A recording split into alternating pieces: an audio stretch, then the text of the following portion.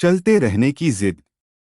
दृढ़ रहने पर प्रेरणादायक कहानी। राजू पिछले 4-5 सालों से अपने शहर में होने वाली मैराथन में हिस्सा लेता था, लेकिन कभी भी उसने रेस पूरी नहीं की थी।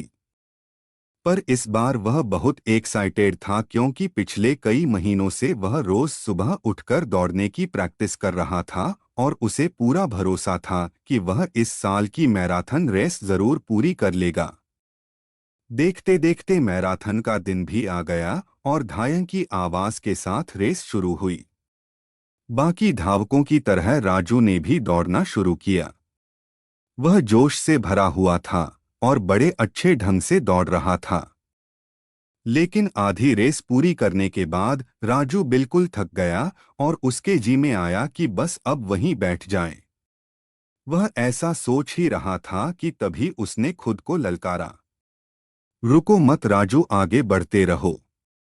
अगर तुम दौड़ नहीं सकते तो कम से कम जॉग करते हुए तो आगे बढ़ सकते हो, आगे बढ़ो।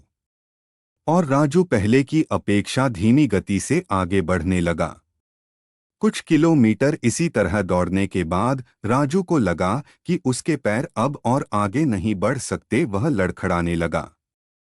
राजू के अंदर विचार आया, अब बस और नहीं बढ़ सकता। लेकिन एक बार फिर राजू ने खुद को समझाया, रुको मत राजू, अगर तुम जॉग नहीं कर सकते तो क्या कम से कम तुम चल तो सकते हो, चलते रहो।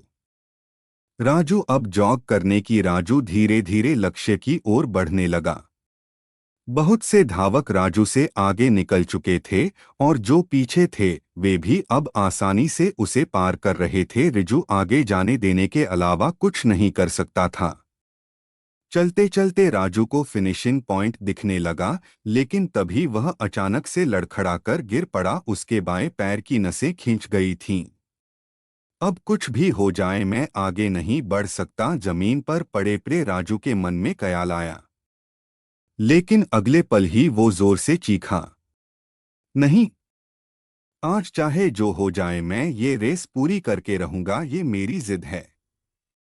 माना मैं चल नहीं सकता, लेकिन लड़खड़ाते लड़खड़ाते ही सही इस रेस को पूरा जरूर करूंगा। राजू ने साहस दिखाया और एक बार फिर असहनीय पीड़ा सहते हुए आगे बढ़ने लगा। और इस बार वह तब तक बढ़ता रहा, तब तक बढ़ता रहा जब तक उसने फिनिशिंग लाइन पार नहीं कर ली। और लाइन पार करते ही वह जमीन पर लेट गया, उसके आंखों से आंसू बह रहे थे। राजू ने रेस पूरी कर ली थी, इस उसके चेहरे पर इतनी खुशी और मन में इतनी संतुष्टि कभी नहीं आई थी। आज राजू ने अपने चलते रहने की जिद के कारण न सिर्फ एक रेस पूरी की थी, बल्कि जिंदगी की बाकी रेसों के लिए भी खुद को तैयार कर लिया था। दोस्तों, चलते रहने की जिद हमें किसी भी मंजिल तक पहुंचा सकती है। बाधाओं के आने पर हार मत मानिए। ना चाहते हुए भी कई बार कंडीशंस ऐसी हो जाती हैं कि आप बहुत कुछ नहीं कर सकते। पर ऐसी कंडीशन को कुछ भी ना करने का एक्सक्यूज मत बनाइए।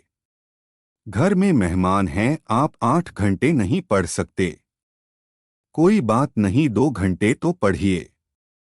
बारिश हो रही है, आप 10 कस्टमर्स से नहीं मिल सकते, कम से कम 2 से 3 से तो मिलिए। एकदम से रुकिए नहीं, थोड़ा थोड़ा ही सही आगे तो बढ़िए।